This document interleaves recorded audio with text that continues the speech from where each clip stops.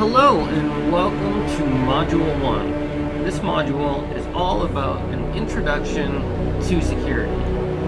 And so in this first segment, what we're going to be talking about is really kind of defining what security and information security really is, because to understand security we have to of course define it and know what it is that we're making secure, right? And so security, and this goes for security in general, not just information security, right? But security really kind of has two different aspects to it. It has the goal of security, which is to be free from danger, and then it has a process, which is trying to achieve that freedom, right? Essentially, you can think of the process as like the measures that are taken to ensure that safety. And so, achieving the goal of security, of being, completely free from danger, is probably never gonna happen, right? Being able to say that you're completely secure, you're free from any type of danger, right? Probably not gonna happen. So we tend to focus more on the process of security and the measures and steps that we take to trying to achieve that freedom.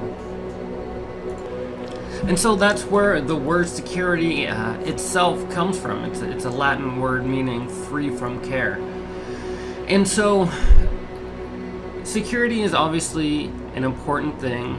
It is a goal that we all strive towards, but it's also a double-edged sword. And it's a double-edged sword in the fact that it has a inversely proportional relationship to our convenience, right? So what I mean by that is the more secure we try to make our information and networks and our systems in general, the less convenienced we are, the more inconvenienced we are, right?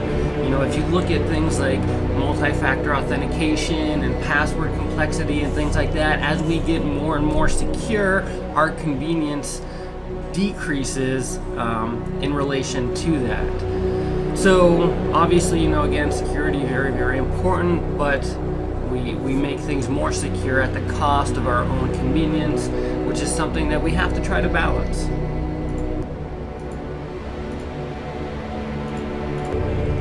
And so when we're talking about information security, specifically we're talking about securing just that information, and specifically information in a digital format, right? And that can come in a variety of different manners. It can be stored on a storage device, right? Like a hard drive or a USB. We can talk about digital information that's being manipulated on like a personal computer, anything that has essentially like a microprocessor, tablet, cell phone, mobile devices, things like that. Or information that gets transmitted over our network, whether it's a local area network or the internet, and things like that, which is what makes VPNs really important, and so on and so forth. And so kind of at the heart of information protection, kind of at the heart of security, is this triad that we refer to as CIA: confidentiality, integrity, and availability. And you will hear this triad over and over and over again, right? Because it is really at the heart of security. Confidentiality, obviously making sure that only people that are authorized to access data have access to that data, that people that are not authorized to it do not have access to it, right? Again, authorization is different than authentication. Kind of another acronym that you'll hear later on is the AAA, right? Authorization, authentication, and accounting. But confidentiality, again, just making sure that only those who are authorized can access that data. Integrity, you've obviously all heard of integrity before, but when we're talking about in terms of data, of information, data integrity means that it has not been manipulated or changed in any fashion, right? You can take an example of using hashes, right? When you download a file or an executable or something like that, a lot of the times the organization that created that application will have a hash file of the downloaded or the downloader that you need to download, and they do that, they provide that hash so that you know that when you're downloading something you can compare that hash against their hash and make sure that nothing has been changed, right? That's data integrity. And then availability, making sure that our information is accessible whenever we need it to, right? Typically in networking, right, we have a rule of the 5 9, which is making sure that our data is available 99.999% of the time, which is crazy when you think about it, right? When you look at an entire year, 99.999% uptime means that your network is never offline for more than 5 minutes, essentially. So, crazy amount of availability time when you think about it, especially when you think about 25 years ago when people were using dial-up and we were only connected for an hour at a time or whatever the case may be. So that is the CIA triad: confidentiality, integrity, and availability. Again, confidentiality, making sure that only authorized people have access to that information. Integrity, making sure that that information has not changed or been manipulated.